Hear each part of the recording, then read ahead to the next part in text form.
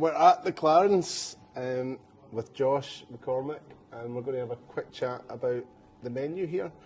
We're sat in the pub area. There's also a dining room. What is the kind of mix of what you do here in terms of food and drink? Tell me a bit about the room. So downstairs, this area here that we're currently in, we're trying to make it as accessible as possible with the locals in mind.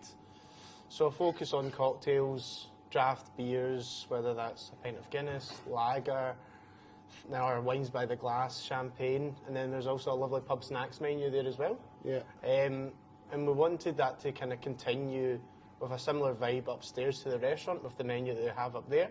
Still trying to make it as accessible as possible. So there's some things like British pub classics, some French brasserie classics like beef tartare. You've got a chicken Kiev, sticky toffee pudding, things like that, that even though it's kind of simple food, it still tastes absolutely delicious and is very well executed. So that's the type of vibe that we're going for downstairs and upstairs just now. What do you think is some of the more popular dishes? It's quite hard to say just now. We have had such a variety, but so far the chicken Kiev is the big one, because even myself, I absolutely love a chicken classic. Kiev. And then you've got Sunday roast at weekends the as well, Sunday right? roast at the weekend is something that we knew would do well, but how well it's done so far is just it's punching above its weight. It's such great value. It's currently 2 courses for £30. So a choice of starters and then a choice of main courses. The Sunday roast is currently Chateaubriand, so the value is exceptional what you're going to get. And the other choices are monkfish on the bone, but done the same way with the Sunday roast sides, etc. So it's a pretty kind of cool play on a Sunday roast with having the fish option. And you could just come in here, you could get a seat, you could have a few glasses of wine and a snack as well, right? Yeah, so the bar itself is pretty much like walk-ins. It is all walk-ins only, it's not bookable. And we just want to keep it that way. We just don't want to it's just easier and more accessible that way. Yeah, if people it kind of feels like a neighbourhood place, but probably a neighbourhood place that you'd like to travel to as well, 100%. Right? We do have that element. There's people we've noticed that we kind of have a range of an hour's distance away that we notice that people come from. So whether that's down from where I'm from in Ayrshire or Helensburgh or the outskirts of Edinburgh, there's still people that are wanting to travel, even just for the bar aspect of things. And then also the local community is a big part of this, what we're trying to do here as well. Okay. I was interested to find out a bit more about your favourite places in Glasgow and your kind of Glasgow experience and things like that. So what are some of your favourite areas if you're going around for food and drink or stuff like that? I do tend to stick to the West End, because I'm out at Braehead, so it's not far from here, and there's a lot of places that I love to eat in the West End. I love to go to drink. It just depends on what's happening. One of my favourite restaurants for a quick bite, I would say, is the West Side Tavern down in Dumbarton Road. I think it's just a nice place to be, nice music, nice atmosphere, pretty chilled out, nice pizzas, chicken parm, things like that. Good cocktail list, nice beers, so it's good.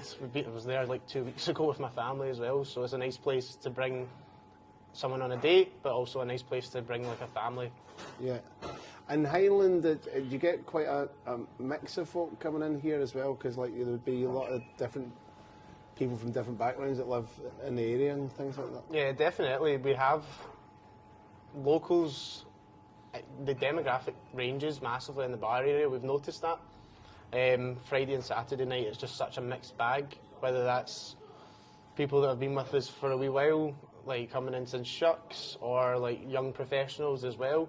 We're trying to cater towards them, especially in the midweek menu now, as we have an early menu which is 2 courses for 28 and then 3 for 35, and that's aimed at people that maybe just don't want to cook that night, because I know that I've been in that position quite often and I like to eat out, and maybe you can't be bothered, you don't want a takeaway, you want to just nip out for a quick bite, and the value's there for that as well.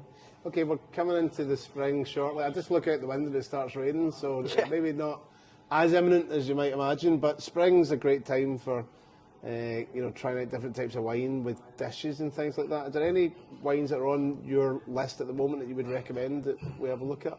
Yeah, always 2 whites by the glass I always recommend. One's the Dufour. It's maybe not a great variety. It's not combination of great varieties that many people know, but it works so well if you're into like a dry fruity wine. It's almost like a New Zealand Sauvignon Blanc, but it's from the south of France. And then another one that we do is Malagousia from Greece. Again, a grape that's maybe not well known, and not a lot of people are drinking Greek wines just now, but this is like something completely different. It's done on the lees. It has this almost like peachy, apricotty, yogurty type nose to it, and it's very like interesting, but also tastes delicious, and it's a nice, easy drinker. You moved to Glasgow. You work in hospitality. That's something that happens quite a lot. People move here to work, not just because they want to have a job through university or things like that, but because they see this as a good place to start their career.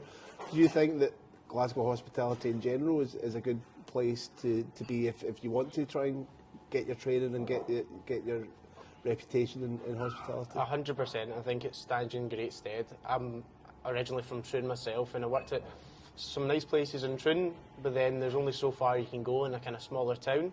So the natural progression is to go up to Glasgow, and I've done that myself with Cail Bruich. Yeah. I was dining there quite often about 10 years ago or so, and I really liked what the guys were doing. And then moving up here, being in that environment, the hospitality scene, everyone knows each other, which is a positive. It's great.